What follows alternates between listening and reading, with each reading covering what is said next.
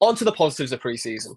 One lad who's just been head and shoulders, just a standout. The headline of pre-season has been Rio Ngumoha.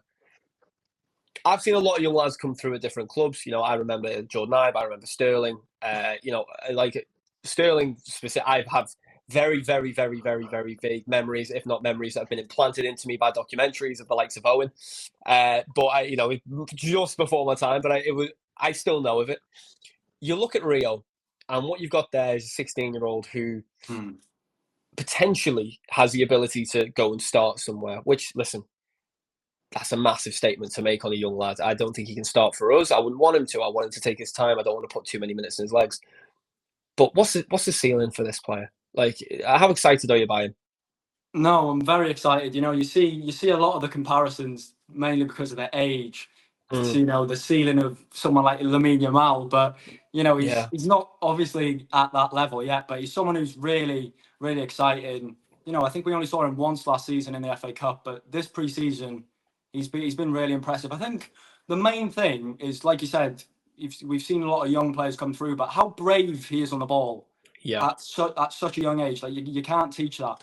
And it's the same with a lot of the players that are coming out of academies now. They're almost ready made at 16, 17. Yeah.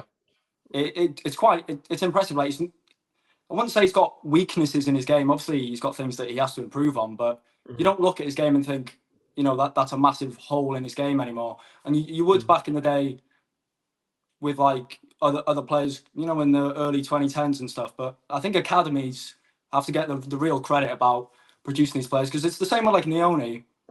They can play so many different roles in a side that, like, when they're receiving the ball, they're receiving it on the back foot. It's these things that you'd pick up when you're like 20, 21 in the past. They're now picking it up at 16 and they're ready made. But yeah, really impressed with Ngumoha. Yeah. Like I said, how brave he is. I think one thing that he does need to improve on is that finding that balance between taking your man on and passing. I agree. I agree. I think there was one moment in the game, I think maybe what you're referring to. He gets himself into the box brilliantly. He chops right, and you think, oh, just lay it back. And then he chopped again, and you're like, it's okay. Listen, it did come off, though. It did come off. He still got the shot. That's what I mean. It's a whole different conversation. Yeah. But I agree. Listen, I agree with you. I think, massive credit needs to go to the coaching around these places now. And listen, Liverpool's academy has produced some quality in the past. We do know Rio came from Chelsea. Yoni, I think we ended up actually signing from Leicester, if I remember correctly. I might be wrong there. But then I've got to give massive credit to our scouting network at the same time. We just signed that Will Wright lad as well, and I'm very excited to see what comes of him. But Wes, you look at Rio, you look at Yoni. What should be their role this year? In an ideal world, let's say I put you in Arne Slot's position. You're now the manager. You're the head coach. Okay, you've got a better head of hair than Arne Slot's ever had. Okay, how do you approach it?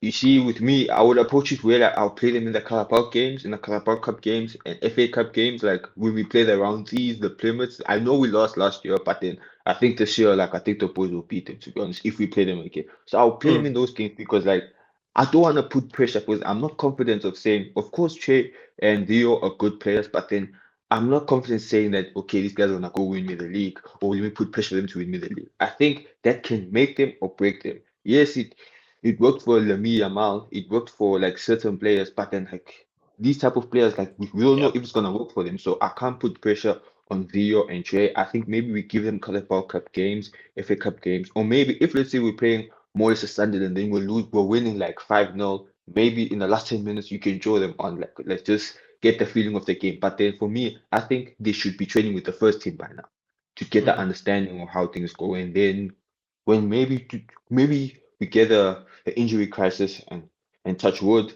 maybe they can come on. But then for now, they're good players. I'm happy they're exploding, but then let's just relax, because I saw them with Gakpo. They're trying to say Gakpo and nah. Yeah, listen, these conversations, I've seen those chats as well. And I thought to myself, I was like, listen, I know some people don't like Gakpo. I know people love Rio, but we're not having a genuine chat. I seen someone say, start Rio in the Community Shield final. I said, lad, have you not seen how Palace play football? The lad won't have legs by the 10th minute. What are we doing here? Glasner is not going to let that lad run down the wing. It's a whole different game from pre-season to a Premier League team. And as I agree with you. Kev, we've all seen wonderful talents come through before. There's also been a catalogue, and I won't disrespect them by naming them, where they burst on the scene and then they disappear within 12 months and you never hear from them again. There have been some ones which have been compared to Michael Owen. There have been ones that have been compared to Gerrard. There's one lad that was compared to Gerrard, and yeah, I think he ended up in Scotland 2 years later. And listen, he was a nice little player, but he was never Gerrard. Are we overhyping the quality of Nyoni and Rio, or should we manage expectation, or is it just a case of the ceilings? The ceiling's there. It's not there actually. You know, it's balancing it all. I think you've got you can see why Chelsea were kicking off when we actually took him off him. You can see what John Terry said when he moved to Liverpool. He's a top player. And this lad's got a ceiling that is the stars at the minute. And we've got to keep him on the ground at the minute. I agree with Liam. I think there's parts of his game where he needs to develop more. I've seen a few times in the academy where he needs to look up a little bit more and know the opportunity of dribbling a player once and beating them, but beating them 3 times isn't really effective. So he's got that to bring in. But at the minute, what you're seeing is something that we haven't seen for a while, which is someone who gets the ball and run straight at a defender. And that's great as a supporter and as a fan to see that you've got someone in the team who's willing to take that attribute and have the confidence, as Liam said, to be able to do that. Not only for your under-21s, but doing it in a pre-season, in a game, playing for the first team. It's a wondrous thing that we've got 2 talented players like Ngumoha and Trione, and they've actually set alight this pre-season predominantly to have those 2 players come in and do what they have done and score is a testament to themselves of how well they are and the ability they've got. I think it's hard not to go in with Rio and be like lyrical and think, well, that's it now. We've sorted our left hand side. However, at the same time, he is still forming. I don't think he has the ability to play in a Premier League game at the minute. I think he'll be knocked off the ball too much. I think you need to let him grow into his body. He hasn't stopped developing yet. But at the same time, if he needs to, see how he does in pre-season, see how he's doing with the first team, keep him around the first team, agree with West, play him in the Carabao Cup games, give him that opportunity. And if an opportunity turns up that is ideal for us to put him on loan and send him on loan, in which he will get the minutes of a team that we know that will provide that to him, then that's the way you do. You dilute it a little bit and you dilute those times and you give him those opportunities. He knows there's a pathway to that first team. He knows the opportunities there for him. He will get those opportunities. We're excited to see him, and it's great. And the confidence is going to be even more next week when he's got 2 pre-season games at Anfield. Yeah, and I was just thinking that. And that I reckon he'll play 2 halves. I think he'll play a 45 in the first game and a 45 in the second if he can do that. And that is as best as what he's put himself on out there. We know who he is now. A lot of people didn't know him before this.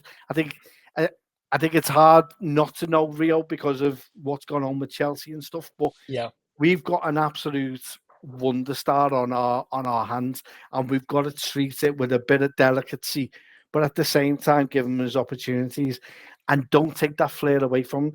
Give him the exuberance and give him the confidence to play the way he is. And what helps that is that you've got the under-21s, and this is where an identity of a club comes in, is very important, because the way the under-21s play is exactly the mirrors the first team. So what he's being asked to do is not E equals MC squared. It's just do what you do for the under-21s, what you did last week with the academy. And that's what it is, isn't it? That's what he is. Yeah.